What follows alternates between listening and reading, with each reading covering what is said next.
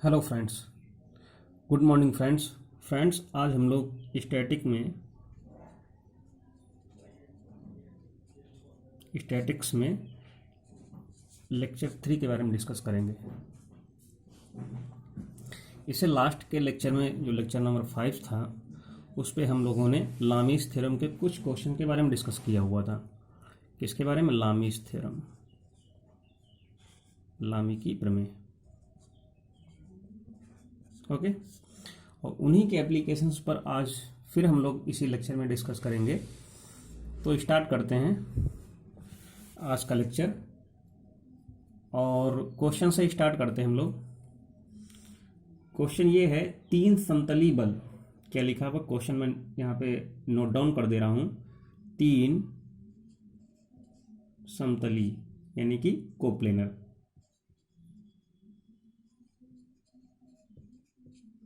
बल एक कण पर क्रियाशील है। कहाँ पे क्रियाशील है? एक कण पर क्रियाशील है।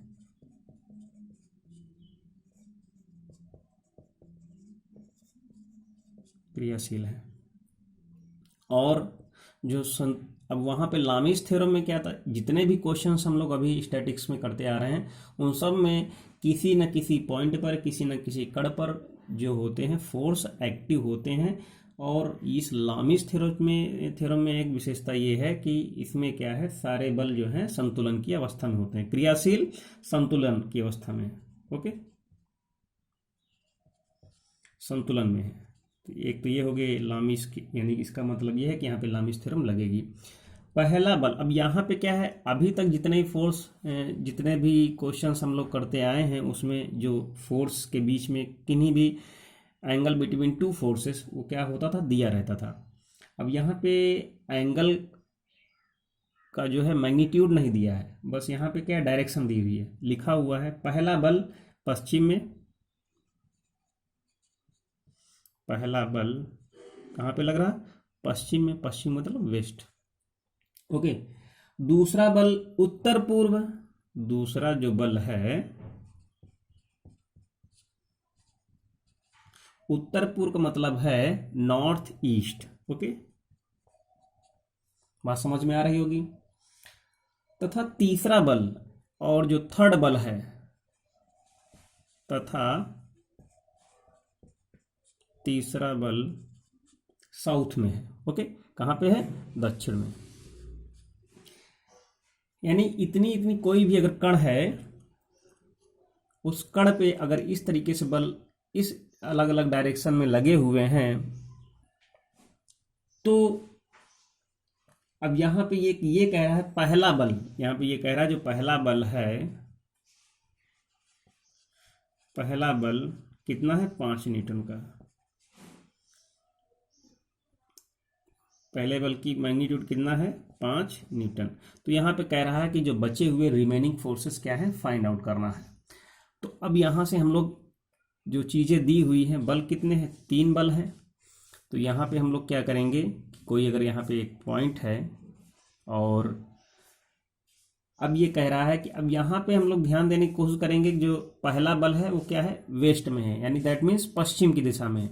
तो इस तरीके से अगर हम लोग डायग्राम अगर बनाते हैं, ये क्या हो जाएगा, ये नॉर्थ हो जाएगा, ये ईस्ट हो जाएगा, ये वेस्ट हो जाएगा और ये साउथ हो जाएगा। तो यहाँ पे क्या है, 90 डिग्री है, ये भी 90 डिग्री है, ये भी 90 डिग्री है। कहने मतलब है अगर हम लोग यहाँ पे अगर डायग्राम को अगर हम लोग ड्रा करते हैं तो जो पहला बल है वो कहाँ पे है, वो पश्चिम दिशा में है। तो यहाँ से क्या हो जाएगा, ये कितने का है, ये 5 न्यूटन का है। फिर उसके बाद कह रहा है कि जो दूसरा बल है वो नॉर्थ ईस्ट में है। नॉर्थ ईस्ट का मतलब क्या है, ये है नॉर्थ, ये है ईस्ट, इसके बीचों बीच में है। ओके, तो कहाँ पे है? बीचों बीच में। ये तो इस तरीके से हो जाएगा क्या, नॉर्थ ईस्ट। बात समझ में आई? तो ये है दूसरा बल हो गया। तो ये अगर P है, ये क्या है, अगर ये P है तो ये क्या हो जाएगा, ये Q हो जाएगा। फिर इसके बाद कह रहा है कि जो तीसरा बल है वो कहाँ पे है, दक्षिण की दिशा में है। तो ये डायरेक्ट क्या है, नीचे की इस तरीके से आ जाएगा। तो यहाँ से एक चीज़ ये कन्फर्म हो जाएगी, इन दोनों के बीच में जो फोर्स वर्क कर रहा है वो कितना है, 90 डिग्री है। ओके, कितना है, 90 डिग्री। अब मेरी बात ध्यान सुनना, कि अब यहाँ से यहाँ तक, इसीलिए ये वाला फिगर मैंने बनाया है, ये कितना है 90 डिग्री है, और प्लस ये कितना है 45, ये भी 45 है, बीचों बीच में है, ये भी 45 है। तो 45 प्लस 90 कितना हो जाएगा 135। तो यहाँ से इसकी वैल्यू कितनी हो जाएगी, आई सोप समझ में आ गया होगा, 135। सिमिलरली ये भी, ये कितना है 90 डिग्री है, ये 45 है, तो यहाँ से इसकी वैल्यू भी कितनी हो जाएगी, ये भी हो जाएगा 135। ओके, इतनी बात समझ में आ गई होगी। तो यहाँ से कुछ करना नहीं, बस लामिस थ्योरम का हम लोग यूज़ कर लेंगे। तो यहाँ पे ये क्या हो जाएगा, P अपान कितना हो जाएगा साइन 135, एंड Q अपान कितना 90, तो ये हो जाएगा साइन 90, एंड R अपान कितना हो जाएगा, ये है R, तो ये कितना हो जाएगा साइन 135।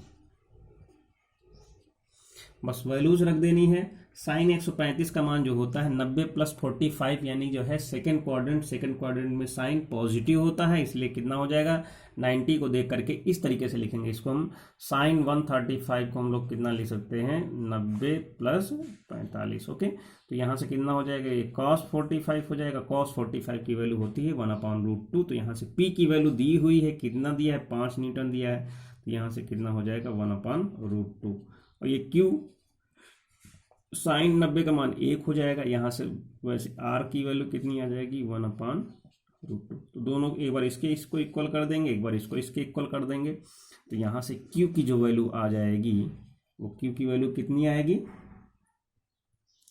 अगर हम लोग देखें तो Q की वैल्यू आ जाएगी यहाँ से √2 ऊपर चला जाएगा, तो कितना हो जाएगा 5√2 न्यूटन। ओके, ये और R को अगर हम लोग देखेंगे तो R अगर इसको इसके इक्वल करेंगे लास्ट वाले को, यानी कि 5/1/√2 इक्वल टू कितना हो जाएगा R/1/√2। तो इससे कैंसिल आउट हो जाएगा, तो यहाँ से R इक्वल टू हो जाएगा 5 न्यूटन। ओके, आई होप अच्छे से समझ में आ गया होगा। पूरी स्क्रीन पे क्वेश्चन दिया हुआ है, सॉल्यूशंस आप लोग इसको अच्छे से देख लीजिएगा।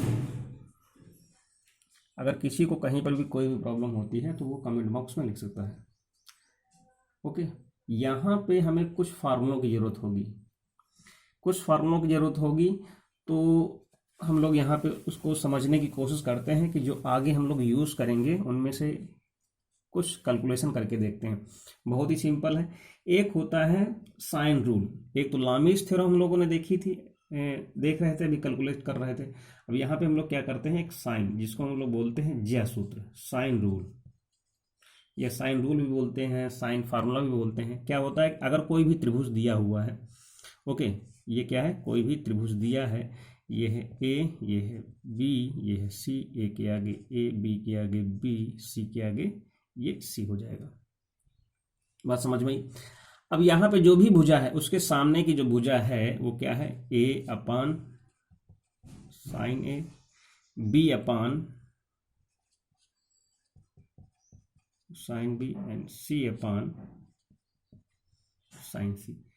अब यहाँ पे अगर इक्वल में हम लोग के कुछ भी मान लेते हैं, तो यहाँ से जो इसकी वैल्यू को अगर के मान लें, कुछ भी मान लें, तो 1/k मान लें, कोई भी कांस्टेंट मान लें। यहाँ पे के का मतलब है कि कोई भी कांस्टेंट, यहाँ पे इसका मतलब क्या है, कोई भी कांस्टेंट। तो यहाँ से जो इसकी वैल्यू अगर हम लोग निकालेंगे तो साइन ए की वैल्यू कितनी आ जाएगी साइन ए की वैल्यू कितनी आ जाएगी AK। सिमिलरली साइन बी की वैल्यू कितनी आ जाएगी BK, एंड साइन C की वैल्यू कितनी आ जाएगी CK। ओके, कांस्टेंट जो भी है उससे मल्टीप्लाई हो जाएगा। इतनी चीज़ों को ध्यान में रखना। अब अगर यहाँ पे अगर हम लोग इसको देखते, इस चीज़ को जरा जो फिगर बना हुआ है इस पर जरा फोकस करना। अगर हम लोग एरिया ऑफ ट्रायंगल निकालते हैं, तो एरिया ऑफ ट्रायंगल आप लोग इस चीज़ से, इस फार्मूले से परिचित होंगे कि अगर त्रिभुज का एरिया अगर हम लोग निकालें, क्षेत्रफल निकालें, तो कितना होता है 1/2, और 1/2 के बाद जो भी भुजाएं, सपोज दैट जैसे कि यहाँ पे क्या है AB है, AB एंड BC, दो भुजाएं हमने ले ली। कौन सी ले ली, एक हमने ले ली AB और एक यहाँ से ले ली BC। ठीक, अब ए बी और बी सी, तो यहाँ से ये एंगल कैसा हो जाएगा, ये ए बी सी हो जाएगा, यानी तो यहाँ पे लिखेंगे sine angle A B C. Okay, बात समझ में आई। अब इसको हम लोग बी भी लिख सकते हैं, तो इसको अगर हम लोग नई लाइन से लिखेंगे तो ये कितना हो जाएगा, अब ए बी की वैल्यू कितनी है, ए बी की वैल्यू ए है, बी सी की वैल्यू कितनी है, तो बी सी की वैल्यू जो है यहाँ पे एक मिनट, ए बी की सी है और बी सी की ए, एक मिनट, हमने यहाँ पे ए बी और बी सी लिखा, तो ए बी की वैल्यू यहाँ पे हम लोगों ने मान लिया सी, ठीक। अब बी सी की वैल्यू हमने मान लिया ए, तो यहाँ से कितना हो जाएगा, ये हो जाएगा ए सी, ठीक। यहाँ से चाहे इसको पहले लिख दें चाहे इसको लिख दें, तो कितना हो जाएगा ए सी, और फिर उसके बाद क्या लिखेंगे, साइन कितना बी। बात समझ में आ रही। तो कहने मतलब ये है, अगर यहाँ पे इसको मिला करके एक सीक्वेंस ए बी अगर हमने लिखा हुआ है, तो ये आइडिया मिल जाएगा लिखना क्या क्या है। तो ए बी सी इस तरीके से आया। तो कभी कभी क्या हो सकता है, ये भी आ सकता है, ओके। कभी कभी क्या हो सकता है, ये छोटा होगा, कभी कभी क्या हो सकता है, ये कैपिटल होगा। तो अगर कहने का मतलब है, इसी तरीके से और कौन कौन से फॉर्मेट देखने को मिल सकते हैं, ट्रायंगल यानी इज इक्वल टू, ये क्या हो सकता है, अगर ए बी आता है तो कितना होगा, साइन कैपिटल सी। एक और केस हो सकता है, अगर यहाँ पे बी सी होगा तो कितना हो सकता है, साइन एंगल ए। ओके, इस तरीके से हम लोगों को क्या है देखने को मिल सकते हैं। एक और है कॉस के फॉर्म में, जिस तरीके से साइन रूल है वैसे ही कॉस है। तो कॉस में कौन कौन से हो जाएंगे, जैसे कॉस के 3 फार्मूले हैं। तो एक तो यहाँ से अगर हम लोग देखेंगे, उसे भी याद करना आसान है, कॉस ए। तो अगर ए है तो यहाँ पे कितना होगा, B square and C square minus A square, okay. अपान में जो पॉजिटिव हैं उन्हीं को ले लेते हैं 2bc। कहने का मतलब जो भी एंगल है वहाँ पे ये निगेटिव हो जाएगा। अब दूसरा कॉस बी सिमिलरली, तो कितना हो जाएगा, C square and A square minus B square upon 2ca, okay. And एक लास्ट इसका देख लेते हैं, कॉस सी में क्या होगा, A square plus B square minus C square upon 2ab, okay. तो इस तरीके से जो है हमें देखने को मिल सकते हैं। तो फिलहाल जो भी इनका यूज होगा हम लोग आगे देखेंगे। यहाँ पे क्वेश्चनों को हम लोग करके देखते हैं।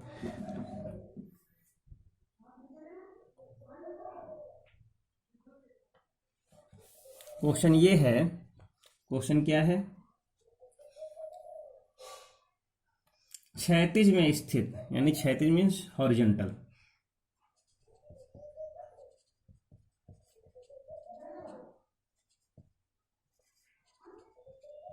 क्षैतिज में स्थित दो बिंदुओं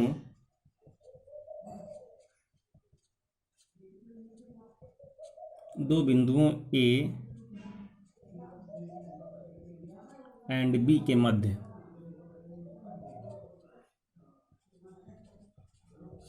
यानी उनके बीच में मध्य दूरी सी है। जो बिंदु हैं ए और बी, उनके बीच की दूरी कितनी है, दूरी सी है, ओके। दो हल्की डोरियां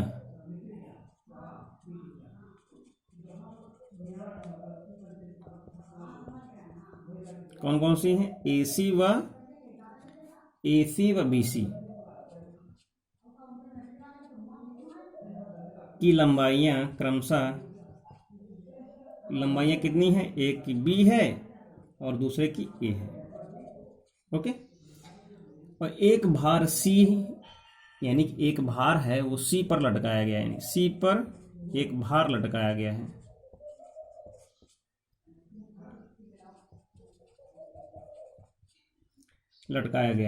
अब कह रहा है डोरियों में तनाव का अनुपात ज्ञात करना। अगर तनाव दिया हुआ है T1 T2, तो ये जो भी है इनका अनुपात फाइंड आउट करना है, ओके। बात समझ में आ गई। डोरियां हैं तो डोरियों में ऑब्वियसली है कि तनाव होना ही होना है, ठीक।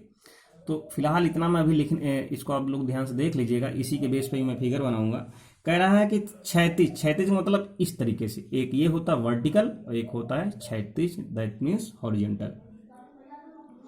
उनके बिंदु कौन कौन से हैं? क्षैतिज में स्थित दो बिंदु, एक है ए, एक है बी,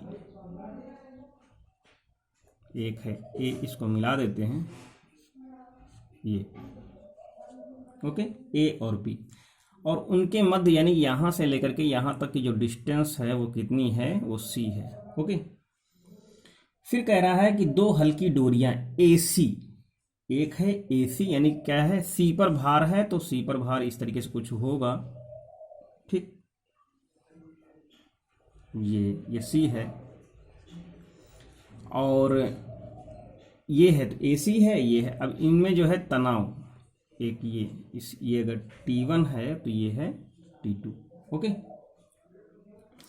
अब ये जैसे ये पैरेलल, इसके समांतर अगर हम लोग एक लाइन खींचेंगे ऐसे ऐसे ऐसे, तो ऑब्वियसली है कि ये 90 अंश होगा, ठीक, ये भी 90 अंश होगा।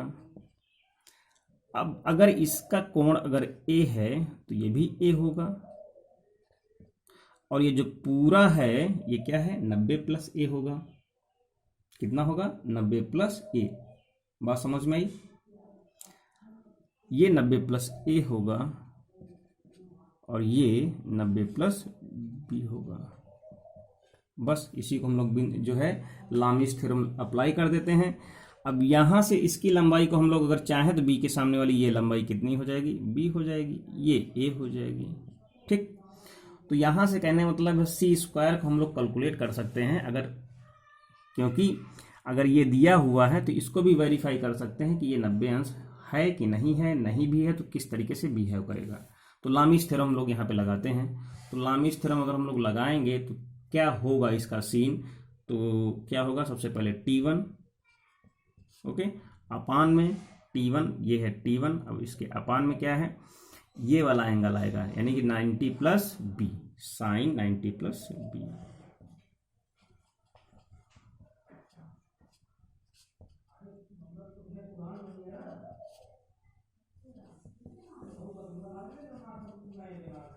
ये 90 प्लस ए हो गया। अब यहाँ पे 90 प्लस थीटा साइन में कॉस थीटा हो जाएगा, तो ये कितना हो जाएगा?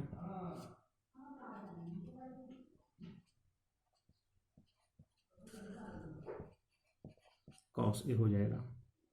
अब यहाँ से T1 अपान T2 को वैल्यू निकाल लेते हैं, जो हमें अनुपात निकालना था।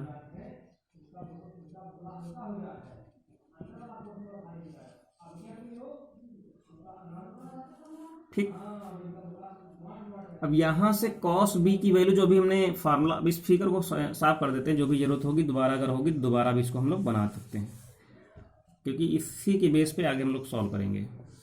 अब cos B की वैल्यू भी हम लोगों ने देखी थी, तो cos B की वैल्यू क्या थी? जो B है वहीं के माइनस में होगा, C स्क्वायर माइनस ये यहाँ से B square upon 2 AC, okay, अनुपात लगा दिया। अब यहाँ से इसकी वैल्यू निकालेंगे cos A की, तो cos A की कितनी आएगी वैल्यू यहाँ से? B square plus C square minus A square upon 2BC। 2 से 2 कैंसिल, C से C कैंसिल, ठीक। आई होप इसी से आंसर भी आ जाएगा। अब यहां से क्या करेंगे? इसका इधर मल्टीप्लाई कर दो, इसका इधर मल्टीप्लाई कर दो, तो ये हो जाएगा कितना? B C square plus A square minus B square ratio A, ये ओके। नेक्स्ट क्वेश्चन पे आते हैं। इसको आप लोग ध्यान से देख लीजिएगा, कहीं पर भी कोई प्रॉब्लम हो तो आप लोग कमेंट बॉक्स में जरूर लिखें, किसी भी क्वेश्चन में।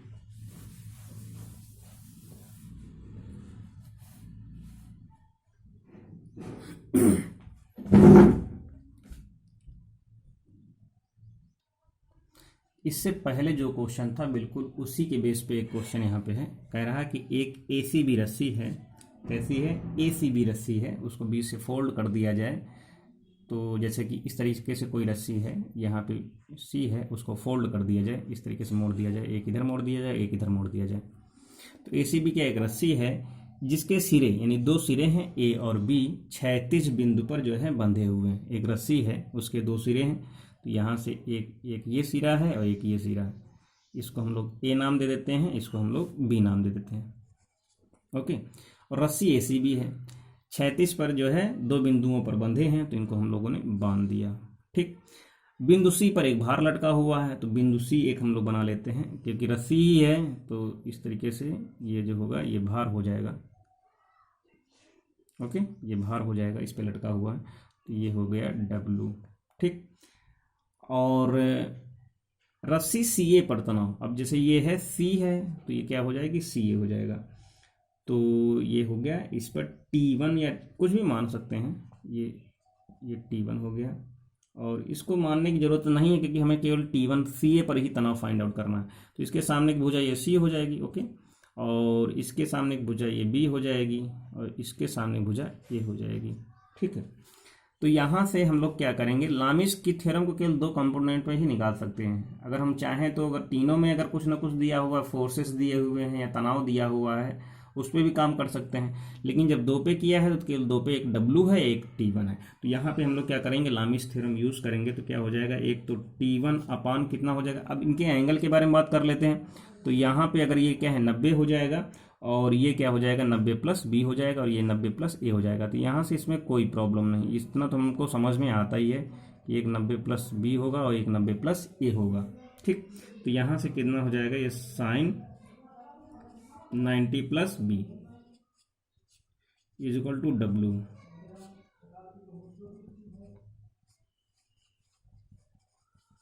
Ninety plus A। ओके, तो यहाँ से कितना हो जाएगा, T1 अपान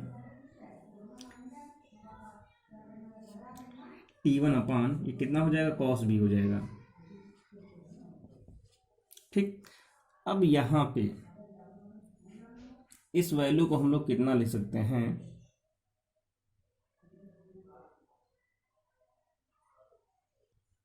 यहाँ पे थोड़ा सा मिस्टेक ये हो गई है, W है। ओके, तो जो W के सामने जो एंगल है, जो W के सामने बन रहा है वो ये वाला एंगल है,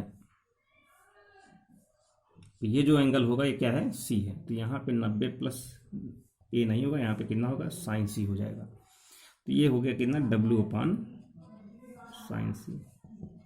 ठीक, अब यहाँ से अगर हम लोग T1 की वैल्यू, क्योंकि हमें CA में तनाव फाइंड आउट करना है, तो यहाँ से T1 की वैल्यू कितनी आ जाएगी, W cos B अपान साइन C।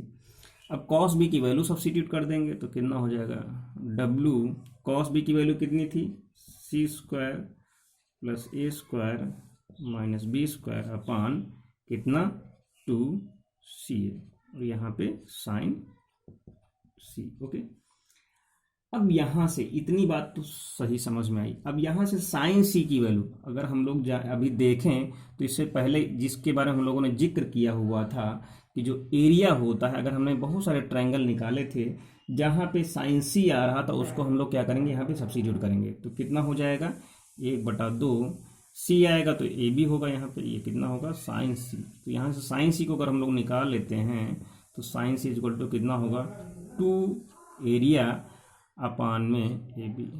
ओके, तो यहाँ से साइन C की जगह पे अगर हम लोग यहाँ पे वैल्यू सब्स्टिट्यूट कर दें, तो कितना हो जाएगा, 2 delta upon A B. Okay, तो यहाँ से अगर चाहें तो ए से कैंसिल भी हो जाएगा, इस ए से ये वाला ए कैंसिल हो जाएगा।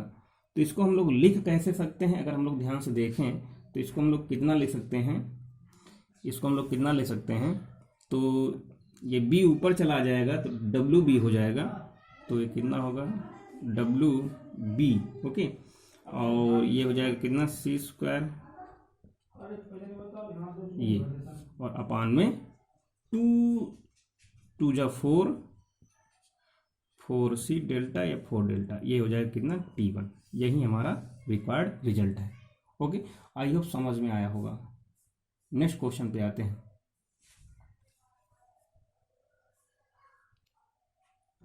अब यहाँ पे एक क्वेश्चन ये दिया हुआ है, इसको जरा ध्यान से देखिएगा। कह रहा है कि 10 kg भार के पिंड को 7 मीटर व 24 मीटर लंबी रस्सियों से लटकाया जाता है। कोई एक पिंड है, कितना वेट है उसका, 10 kg का वेट है, उसको कितने मीटर की रस्सियों से लटकाया जाता है, इतनी इतनी लंबी रस्सियों से लटकाया जाता है, 2 अलग अलग रस्सियों से। ठीक है। फिर रस्सियों के दूसरे सिरों को, जो भी अलग अलग उसके सिरे हैं, जो पोर्शन हैं, उनको क्या किया जाता है, सिरों को 25 मीटर एक लंबी रॉड से यानी छड़ से बांध करके छड़ को इस प्रकार लटकाया जाता है। छड़ यानी जो भी 25 मीटर की छड़ है उसको इस प्रकार से लटकाया जाता है, इस प्रकार से लटकाया जाता है कि पिंड जो है, जो हमारा जो लटक रहा वेट जो 10 kg का पिंड है, वो क्या है, छड़ के मध्य बिंदु के जस्ट नीचे हो जाए। ओके। तो यहाँ पे फिर क्या करना है, फाइनली हमें रस्सियों में तनाव ज्ञात करना है, अलग अलग जो वैल्यूज आएगी। तो अब यहाँ पे मेरी बात ध्यान सुनना कि इस हिसाब से लटकाया जाता है कि अगर यहाँ पे इस बात को समझने की कोशिश करना, अगर हम लोग ऐसे अगर रॉड कर देंगे और इस रॉड पे अगर हम लोग कोई भी एक रस्सी इधर टांगेंगे इधर टांगेंगे, तो जरूरी नहीं है कि जो वेट होगा जो लटकेगा इधर, जो भी यहाँ पे जो वेट होगा वो बीचों बीच में ही रस्सी गया है। तो इसको थोड़ा सा बैलेंस करना पड़ेगा इस तरीके से, ऐसे। ओके।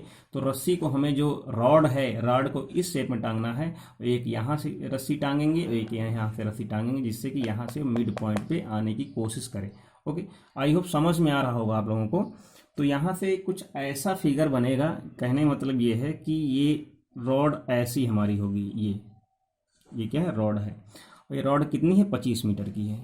ओके। ये यहाँ पे इसकी वैल्यू लिख देते हैं, 1 मिनट।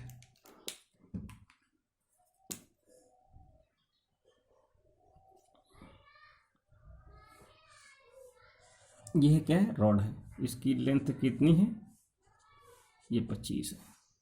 अब यहाँ पे एक सिरा ए है रॉड का और दूसरा सिरा क्या है, बी है। इस हिसाब से हमको लाना है, ये मिड पॉइंट सपोज दैट ये होगा, ठीक है, ये मिड पॉइंट होगा।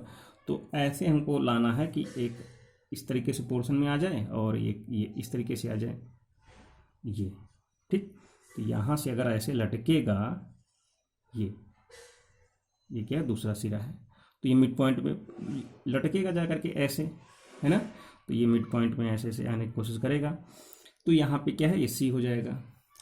अब यहाँ से क्या, ये 25 है और ये क्या है, 24 है। एक चीज़ और यहाँ से निकल करके भी आएगी, ये क्या है, 24 है, और ये क्या है, ये यहाँ से 7 है, ये 7 मीटर है ये, यानी कि एक इस पे तनाव और एक इस पे तनाव, ये हो गया T1 T2, ये हो गया T1। अब मेरी बात ध्यान सुनना कि ये अगर 25 है तो 625 हो जाएगा, 24 576 हो जाएगा, 576 इसका वर्ग और 7 7 49, दोनों को जोड़ो तो 9 6 15 और 6 7 4 11 1 12 और 5 1 6, 625 आ गया। इसका मतलब ये है कि ये क्या है, एग्जैक्ट समकोण बनेगा। क्या बनेगा, ये समकोण बनने वाला है। अब यहाँ पे कितना वेट लटक रहा है, तो ये जो वेट लटक रहा है वो कितना है, 10 kg भार है, ठीक। अब मेरी बात ध्यान सुनना, अब ये इसके पैरेलल तो नहीं है, जैसे वहाँ पैरेलल होता था ऐसे, तो ये भी भुजा यहाँ पर भी क्या है, पैरेलल हो जाती थी। तो कहने मतलब ये है कि अगर हम इस एंगल को, इतने कोण को, अगर ये मिड पॉइंट है, ओके, अगर यहाँ पे ये क्या है, मध्य बिंदु है, मिड पॉइंट होने के साथ अगर एक ये अगर इसको हम लोग थीटा मान लें, ये पूरा 90 है, तो यहाँ पे जो वैल्यू आएगी इतनी, ये कितनी हो जाएगी, 90 माइनस थीटा, कितनी हो जाएगी, 90 माइनस थीटा। अब जब 90 माइनस थीटा हो जाएगी तो यहाँ पे इसकी वैल्यू कितनी आएगी, यहाँ से। अब जरा मेरी बात ध्यान सुनना कि अगर ये 90 है तो यहाँ से ये भी, तो जो इसकी वैल्यू होगी ये कितनी होगी, इतनी, ये कितनी होगी, ये होगी 90 प्लस थीटा। क्यों होगी, क्योंकि पूरा अगर हम लोग एंगल इस हिसाब से देखेंगे, अगर हम लोग, ये क्या है, ये पूरा ट्रायंगल बन गया। मेरी बात ध्यान सुनना, ये क्या है, ये पूरा ट्रायंगल बन गया। अब ये जो ट्रायंगल होगा, ये बाहर का जो भी इसका जो, क्योंकि ये इसके क्या है, इसको अगर हम लोग ध्यान से देखेंगे तो इसकी वैल्यू निकल करके आएगी 100, क्योंकि ट्रायंगल बन रहा है। तो 180 में क्या है, हम लोग घटाएंगे किसको, 90 माइनस थीटा को, ये वाला वैल्यू जो है, क्योंकि अब मेरी बात ध्यान सुनना, ये क्या है, ये ऐसे लाइन बन रही है पूरी, अगर इसको हम लोग खींचेंगे ऐसे ऐसे तो क्या है, ये ऐसे लाइन बन रही है, और इसकी जो वैल्यू है इतनी, यहाँ से ये कितनी बन रही है, ये जो बन रहा है ये पूरा पूरा समकोण बन रहा है, यहाँ से यहाँ तक थोड़ा सा तिरछा ही तो गया है ये। इसको मैं ऐसे बना के दिखा देता हूँ आप लोगों को अलग से। तो एक ये समकोण बना, ठीक, ये क्या है, ये समकोण है। और जब समकोण है तो यहाँ से एक लाइन ऐसे खींची गई, ऐसे, ये, ठीक है, और ये थीटा है तो ये 90 माइनस थीटा है। अब जब इस लाइन को अगर हम लोग और ऐसे बढ़ाएंगे तो पूरी पूरी कितनी होगी, 180 की होगी पूरी। तो इसकी वैल्यू कैसे फाइंड आउट करें, यानी पूरा ये एंगल कितना होगा, 180 का होगा। तो इसको निकालने के लिए केवल हमको इतना पोर्शन चाहिए, तो 180 में घटा देंगे। तो यहाँ से क्या आ जाएगा, 180 minus 90 minus theta. I hope समझ में आ गया होगा। तो यहाँ से इसकी वैल्यू जो होगी वो कितनी होगी, 180 में घटा देंगे इसको। तो 180 में घटाएंगे तो यहाँ कर लेते हैं, तो 180 में माइनस 90 माइनस थीटा, तो माइनस ये हो जाएगा, प्लस का हो जाएगा। तो यहाँ से इसकी वैल्यू आएगी कितनी, 90 प्लस थीटा। ओके, बात समझ में अब 100% आ गई होगी, इसकी वैल्यू 90 प्लस थीटा होगी। अब बचा हुआ कोण ये वाला है, तो इसमें क्या करेंगे, अगर ये वाला थीटा है तो ये बचा हुआ कितना हो जाएगा, ये हो जाएगा 180 माइनस थीटा। ये तो हमने माना ही था, तो बस इसी पे हम लोग क्या करेंगे। और एक चीज है, ये वाला पूरा पूरा एंगल ACB वो कितना हो जाएगा, वो 90 अंश हो जाएगा। बस इसमें हम लोग क्या करेंगे, लामिस थ्योरम लगाएंगे। तो लामिस थ्योरम में क्या होगा, T1 अपान, अब T1 कहाँ पे जा रहा है, ये है T1, तो इसके सामने आ जाएगा 180 माइनस थीटा। तो साइन 180 माइनस थीटा। T2 में कितना आ जाएगा, अब T2 के जस्ट सामने ये वाला है 90 plus theta. And last W बचा, W कितना है, 10 है, ये है साइन 90। वैल्यूज को रख देते हैं, तो यहाँ से कितना आ जाएगा, T1 अपान कितना हो जाएगा, साइन थीटा है 180 माइनस में, तो साइन ही रहेगा। तो T2 अपान कॉस हो जाएगा, और ये हो जाएगा 10/1। तो यहाँ से हम लोग निकाल सकते हैं T1 इक्वल टू कितना होगा, 10 कॉस थीटा। अब T2 कितना होगा, 10 साइन थीटा। सॉरी, ये T2 है और ये T1 है। T1 क्या है, साइन थीटा। ये T1 और T2 निकल करके हैं। अब हम त्रिभुज से क्या करेंगे, त्रिभुज से जो थीटा की वैल्यू है उसे हम लोग कैलकुलेट करेंगे, ठीक। तो यहाँ से जो साइन थीटा की वैल्यू जो दी हुई है, ये जो साइन थीटा की वैल्यू दी हुई है, तो इसको हम लोग कैसे करेंगे, इस चीज को हम लोग कैसे कैलकुलेट करेंगे। यहाँ से ये जो त्रिभुज होगा इसकी वैल्यू कितनी होगी, थीटा होगी। ओके, ये कितना होगा, ये भी थीटा होगा। तो अब यहाँ से साइन थीटा की अगर वैल्यू निकालेंगे तो आप लोग फिगर से देख सकते हैं, जो साइन थीटा की वैल्यू आएगी वो कितनी होगी, 7/25। और यहाँ से कॉस थीटा की जो वैल्यू होगी वो कितनी होगी, 24/25। ओके, ये दो वैल्यू आ जाएंगे, वैल्यू यहाँ पे रख देंगे। तो यहाँ से कहने मतलब जो भी T1 होगा, T1 कितना आएगा, 10 साइन थीटा की वैल्यू 7/25। ओके, तो इसको काट दो, 5 दूनी 10, 5 25, 7 दूनी 14/5 आ जाएगा। कितना आ जाएगा, 14/5 kg भार, ठीक। इस तरीके से आगे इसकी वैल्यू निकाल दें, तो यहाँ से T2 की वैल्यू कितनी आएगी, T2 की जो वैल्यू आएगी कॉस थीटा है, 10 कॉस थीटा की वैल्यू कितनी है, 24/25। तो यहाँ 5 दूनी 10, 5 25, तो 24 दूना 48 बटे कितना आ जाएगा, 5। ओके, kg भार। तो यहाँ से इस तरीके से सिंपली वे में हम लोगों ने क्वेश्चन को सॉल्व किया, और आई होप आप लोगों को बहुत अच्छे तरीके से समझ में आ गया होगा। ओके, तो किसी भी क्वेश्चन में कोई डाउट हो तो आप लोग पूछिएगा जरूर। अब यहाँ पे कुछ पॉइंट्स के बारे में हम लोग बात कर लेते हैं।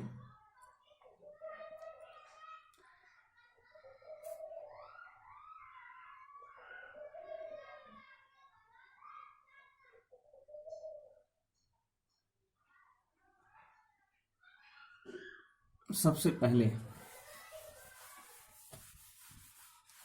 पहले हम पॉइंट पे बात करते हैं कि अगर कोई ट्रायंगल है, ठीक है, अगर ABC क्या है, एक ट्रायंगल है, ABC क्या है,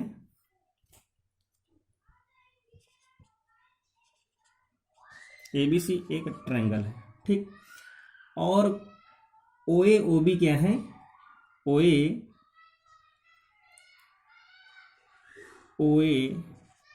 OB एंड OC, ये क्या है, कुछ डायरेक्शंस दी हुई हैं, दिशाएं हैं, क्या है, डायरेक्शन। इन डायरेक्शंस पे कुछ फोर्स लगे हुए हैं, कौन कौन से, एक P है, एक Q है और एक R है, ठीक। तो यहाँ पे अगर इस तरीके से दिया हुआ है तो अलग अलग कंडीशन पे, अलग अलग कंडीशंस पे जो O है, तो जो O है तो सबसे पहले मान लेते हैं कि एक परिकेंद्र है। तो हमको फाइनली निकालना क्या है, हमें निकालना है P अनुपात Q अनुपात R, हमें तीनों बलों का अनुपात ज्ञात करना है। कब, जब O परिकेंद्र हो, O क्या हो, एक परिकेंद्र हो, ठीक। उसके बाद क्या है, जब O एक अंतः केंद्र हो, ठीक, फिर O क्या हो, एक लंब केंद्र हो, और लास्ट में क्या हो, O एक केंद्रक हो। यानी इन चार कंडीशनों में, चार कंडीशंस अगर ऐसी आती हैं तो इन चारों कंडीशंस में P अनुपात Q अनुपात R क्या होगा, ये हमको देखना है।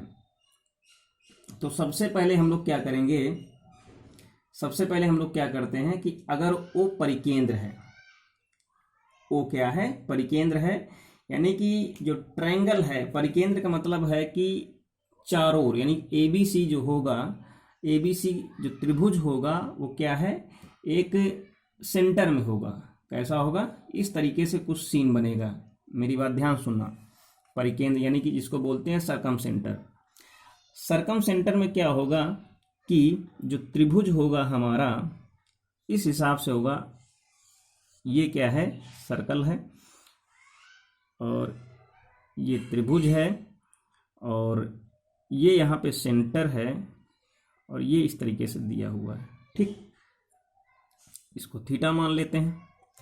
अब जब थीटा होगा तो केंद्र पर, यानी परिधि पर बना हुआ केंद्र, केंद्र पर यानी केंद्र पर बना हुआ कोण परिधि पर बने हुए कोण का 2 गुना होता है। तो यहाँ पे कितना हो जाएगा, 2 थीटा हो जाएगा। ये A हो जाएगी, ये B हो जाएगा, ये C हो जाएगा। कहने मतलब ये है कि अगर कुछ इस, अगर परिकेंद्र के केस में, यानी सरकम सेंटर के केस में अगर बनता है, तो त्रिभुज को अगर हम लोग जनरली देख लें, त्रिभुज को देख लें या जो भी कोणों को अगर हम लोग देखते हैं, जैसे कि एक यहीं इसी के अंदर ही हम लोग बना देते हैं एक ये, तो अगर ये 2 थीटा है तो ये भी 2 थीटा होगा, यानी जो भी कोण होगा, अब ये वाला क्या होगा, इसका 2 गुना होगा, और ये वाला क्या है, इसका 2 गुना होगा। समझ में आ रही होगी ना बातें आप लोगों को। कहने मतलब ये है कि अगर हम लोग ट्रायंगल बनाते हैं ये, और इस तरीके से हम लोग खींच देते हैं ऐसे, और ये A है, ये B है, ये C है, तो यहाँ पे क्या होगा, ये 2A होगा, यहाँ पे क्या होगा, ये 2C होगा, यहाँ पे क्या होगा, ये 2B होगा, ठीक है।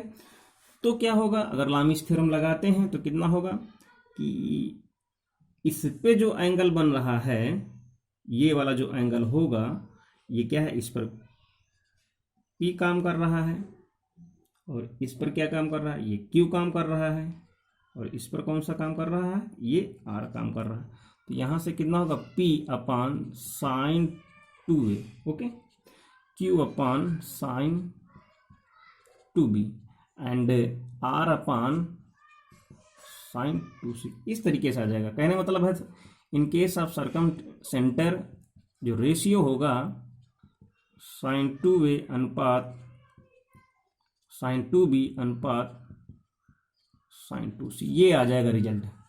आई होप अच्छे समझ में आ गया होगा आप लोगों को।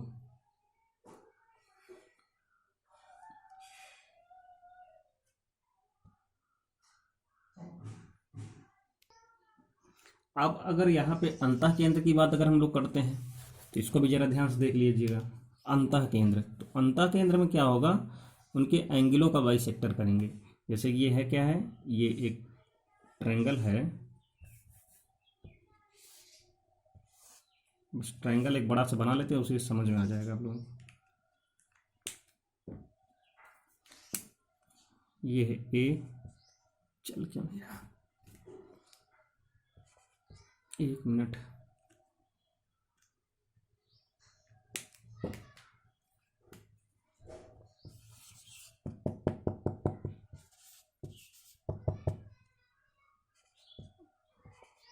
ब्लू पेन से ही लिखते हैं।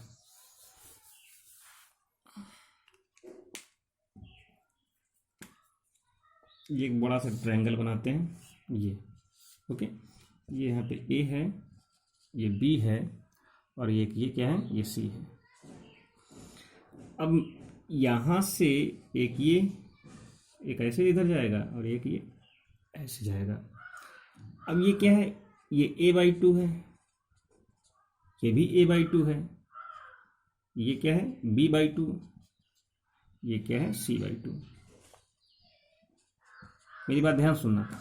अब अगर इस एंगल की वैल्यू निकालनी होगी तो इसका मतलब क्या है, अगर इसको हम लोग ओ नाम दे देते हैं तो क्या है, अगर हम लोग इस तरीके से जितने इसको ये निकलेगी उसी के ये भी आ जाएगा, ये भी आ जाएगा। एक समझ लेते हैं, हमको एंगल BOC की वैल्यू निकालनी है तो हम लोग क्या करेंगे, इस एंगल को सबसे पहले B½ को जोड़ेंगे, इसको जोड़ेंगे, यानी आधा एंगल B और आधा angle C and angle BOC। Okay, कितना हो जाएगा, पाई, यानी कि 180। ठीक। और एक ये भी चीज़ है, अगर तीन एंगल दिए हैं त्रिभुज के, उनका सम अगर पाई है तो इनका अगर हम लोग आधा कर देंगे तो कितना हो जाएगा, ये π/2 हो जाएगा। तो कहने मतलब है, अगर दो की वैल्यू किसी की भी निकालनी हो तो यहाँ से क्या करेंगे, तो कितना हो जाएगा ये, तो इसको हम लोग क्या कर देंगे, उधर भेज देंगे। क्या करेंगे, इसको उधर भेज देंगे, तो कितना हो जाएगा, b/2 and plus c/2 is equal to π/2 minus a/2। बात समझ में आई? ओके। तो यहाँ से जब इसकी वैल्यू हम लोग निकालेंगे तो कितना हो जाएगा, angle BOC is equal to कितना होगा, पाई माइनस कितना, ये, तो कितना हो जाएगा, b/2 एंड प्लस c/2। और b/2 प्लस c/2 की वैल्यू कितनी आई थी, π/2 माइनस, तो इसको हम लोग लिखेंगे पाई माइनस कितना, π/2 माइनस a/2। ओके, अब माइनस से मल्टीप्लाई कर देंगे तो माइनस तो कितना हो जाएगा, इसमें इसको घटाएंगे, pi minus π/2 and plus a/2। तो कहने मतलब यहाँ से ये π/2 प्लस a/2 आ जाएगा, दैट मीन्स 90 प्लस a/2। इस चीज़ को ज़रा ध्यान सुनना। तो कहने मतलब है कि a के सामने है तो 90 प्लस a/2 आ गया, तो कितना आ गया है, 90 प्लस a/2 आ गया। ठीक, नहीं दिख रहा, आई हो, ये बात समझ में आई? कहने मतलब है, अगर ये a के सामने है तो a के सामने है तो यहाँ पे कितना आ गया, इस o को हटा देते हैं, ये वाला एंगल जो होगा, साफ साफ लिखो भैया, कितना होगा, 90 प्लस a/2 हो गया। ठीक। अब इसके सामने है तो यहाँ से ये वैल्यू कितनी हो जाएगी, ये 90 प्लस b/2 हो जाएगा। अब इसके सामने है तो यहाँ पे इसकी जो वैल्यू होगी 90 प्लस c/2, इसी तरीके से ही कैलकुलेट होगी। ठीक है। तो कहने मतलब है, इस पर अगर हम लोग लामिस थ्योरम लगाते हैं तो कितना हो जाएगा, तो a के सामने, यानी कि इस पे अगर ये जो है P फोर्स लगा हुआ है, इस पर जो है P लगा हुआ है, और इस पे जो है Q लगा हुआ है, और इस पे R लगा हुआ है, तो इसको हम लोग जनरली लिख सकते हैं P/sin कितना, 90 प्लस a/2 एंड Q/sin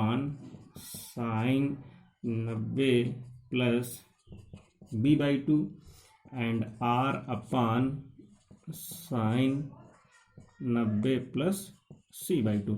अब इसको कन्वर्ट कर देंगे तो कॉस में कन्वर्ट हो जाएंगे, तो दैट मीन्स p अनुपात q अनुपात r इज इक्वल टू हो जाएगा, ये इसकी वैल्यू कितनी आएगी, cos a/2, cos a/2, cos b/2, cos c/2। Okay, इस तरीके से क्या है, ये जब अंतः केंद्र होगा तो इस तरीके से कंडीशन बनने के लिए तैयार होगी। और आई होप इस तरीके से आगे के भी कुछ पॉइंट्स को करेंगे और तो उन्हें भी देख लेते हैं फटाफट हम लोग, थोड़ा सा वीडियो जो लंबा हो जाएगा तो कोई बात नहीं होगी। अब लंब केंद्र पे आते हैं। ओके, जब लंब केंद्र पर आएंगे, तीसरा पॉइंट क्या था, लंब केंद्र, यानी जो हमारा ओ है वो क्या हो जाएगा, लंब केंद्र, यानी आर्थो सेंटर, इसको बोलते हैं आर्थो सेंटर। ठीक, तो वैसे ही ट्रायंगल बनेगा, इस तरीके से एक ट्रायंगल बनेगा। ओके, ये है ए, ये है बी और ये है सी, और यहाँ पे ये इस हिसाब से बनेगा। ये इसको सही से कर देते हैं, ये इधर चला जाएगा। ठीक, अब यहाँ पे इस पे P, इस पे Q फोर्सेस हैं, इस पे R। अब यहाँ पे ध्यान देने वाली बात ये है कि जब हम लोग लंब केंद्र की बात करते हैं परपेंडिकुलर के केस में, तो इसकी वैल्यू जो होगी वो कितनी हो जाएगी, 180 माइनस ए, 180 माइनस बी, 180 माइनस सी। ओके, तो बस इसमें भी वही फार्मूला लगा देंगे, तो इसका तो बहुत ही इजी हो जाएगा। तो P अनुपात Q अनुपात R जो होगा वो कितना होगा, साइन में आएगा तो साइन की वैल्यू वही हो जाएगी, तो ये हो जाएगा as it is sine A, sine B और ये साइन सी। ओके, तो ये हो गया लंब केंद्र के लिए। एक लास्ट और बचा हुआ है जब केंद्रक हो। ओके, जब केंद्रक होगा तो वहाँ पे केंद्रक की जगह पे जो वहाँ पे एंगल होंगे वो क्या है, वो एरिया के फॉर्म में होंगे, जैसा कि हम लोगों ने, तो वहाँ पे सिंपली कुछ नहीं करना होगा। तो जो एरिया वहाँ पे दिए हुए थे उन सब की वैल्यू क्या है, वो बराबर आती चली जाएगी। तो वहाँ पे क्या होगा, उन सब के जो एरियाज होंगे, जैसे सपोज दैट ये अगर ट्रायंगल हमारा बन करके तैयार है। ओके, ये क्या है, ये अगर हमारा ट्रायंगल है और उस पे एक ये फोर्स इधर P लगा, ये Q लगा, ये R लगा है, ये P है, ये Q है और ये R है। ठीक, तो यहाँ पे ये क्या है, ये केंद्रक है। तो वहाँ पे उस केस में जो एरिया होंगे, area of triangle BOC, okay, किसके बराबर होगा, area of triangle AOC। Okay, and area of triangle क्या होगा, BOC हो गया, AOC हो गया, अब क्या है AOB। ठीक, तो ये जो एरियाज होंगे क्या है, इक्वल होंगे। जब इक्वल होंगे तो उस केस में क्या होगा, जब BOC की बात करेंगे तो उसका एरिया क्या हो सकता है, OB and OC sine BOC। Okay, sine BOC is equal to 1/2। AOC में क्या होगा, AO और OC हो जाएगा, तो AO and OC and sine AOC। Okay, sine AOC and last में क्या होगा, 1/2। AOB है तो AO हो जाएगा एंड OB हो जाएगा एंड साइन AOB हो जाएगा। ठीक, तो अब यहाँ के केस में क्या करेंगे, इन सब की साइन की वैल्यू निकाल लेंगे। क्या करेंगे, साइन की वैल्यू निकाल लेंगे, साइन की वैल्यू निकाल लेंगे। जब साइन की वैल्यू निकाल लेंगे तो ये भी क्या है, ये यहाँ पे डेल्टा फॉर्मेट करेगा। तो कहने मतलब ये है, अगर एक साइन BOC की अगर वैल्यू निकालते हैं हम लोग साइन BOC की, तो कितना हो जाएगा, 2 डेल्टा अपान OB और OC। ओके, इतनी वैल्यू आएगी। इस तरीके से सिमिलरली यहाँ से इसकी निकालेंगे वैल्यू, तो 2 डेल्टा अपान AOC हो जाएगा। इसकी वैल्यू निकालेंगे 2 डेल्टा अपान इतना हो जाएगा। तो जब इनकी वैल्यूज को हम लोग रखेंगे, कैसे रखेंगे, इस तरीके से P अपान, जब P अपान रखेंगे तो कितना हो जाएगा, sine BOC, sine BOC is equal to Q upon sine AOC। Okay, and R upon sine AOB। अब इन सब की जब वैल्यू रखेंगे तो यहाँ से कुछ कटेगा, क्या कटेगा, अब यहाँ से कहने मतलब जब P अपान रखेंगे तो P अपान कितनी है, 2 डेल्टा, और ये जो वैल्यू है ऊपर उठ करके आ जाएगी, OB और ये ओ सी इज इक्वल टू क्यू। इस तरीके से यहाँ पे क्या आ जाएगा, दूसरे वाले में कितना आ जाएगा, ए ओ और ओ सी आएगा, ए ओ और ओ सी अपान में कितना 2 डेल्टा। इसकी वैल्यू को अगर रखेंगे तो यहाँ से कितना होगा आर इंटू ए ओ और ओ बी, ओके, अपान में कितना है 2 डेल्टा। तो 2 डेल्टा से 2 डेल्टा सब जगह कट जाएगा। अब यहाँ से अगर ओ सी की बात करें तो ये ओ सी से ओ सी कटेगा, ठीक है। और अगर बात करते हैं हम लोग तो ए ओ से ए ओ कट जाएगा यहाँ से ये, ठीक है। तो और ओ बी से ओ बी कट जाएगा। तो अगर इन सबको अगर हम लोग ध्यान से देखें, ठीक, 1 मिनट, तो यहाँ से एक एक टर्म जो है कटेगा,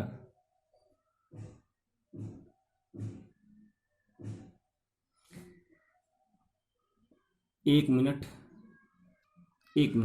ये कटेंगे नहीं, 1 मिनट, ये क्या था यहाँ पे ए ओ था, ये ए और ओ सी,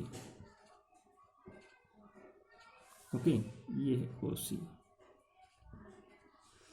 यहाँ से जरा मेरी बात को ध्यान सुनना, जो यहाँ से ए और ओ सी है और जो यहाँ से इन पूरे में, यानी कि यहाँ पे ए ओ ओ सी आ रहा है, यहाँ पे ए ओ ओ बी आ रहा है, यहाँ पे ए ओ ओ सी आ रहा है, यहाँ पे ए ओ और ओ बी आ रहा है, तो यहाँ पे कटने वाला सवाल तो नहीं। अगर कोई भी चीज़ अगर ओ बी है, अगर ओ बी हर जगह होती, जैसे यहाँ पे 2 डेल्टा है हर जगह है तो कट गया, लेकिन अब यहाँ पे कटेगा इसलिए नहीं क्योंकि सब जगह नहीं है। तो क्या हम लोग करेंगे, क्या ये जो पूरी लास्ट वाला जो स्टेप है इसमें हम लोग क्या करेंगे, ए ओ ओ बी ओ सी से भाग कर देंगे।